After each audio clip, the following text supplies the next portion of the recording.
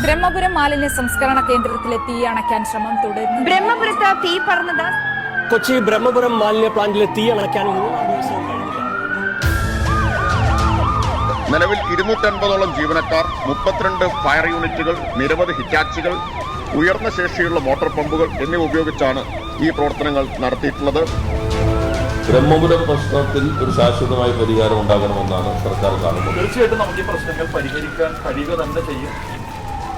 അറബിക്കടലിന്റെ രാജകുമാരി എന്നറിയപ്പെടുന്ന കൊച്ചിയെ നമുക്ക് ഒരു പൂങ്കാവനമാക്കി മാറ്റാൻ കൂട്ടായിട്ട് ഒരുമിച്ച് പരിശ്രമിക്കാം. ഇനിയൊരു ബ്രഹ്മപുരം ആവർത്തിക്കാതിരിക്കാൻ മാലിന്യ സംസ്കരണം എന്ന ലക്ഷ്യം നമുക്ക് സാക്ഷാത്കരിക്കേണ്ടതുണ്ട്.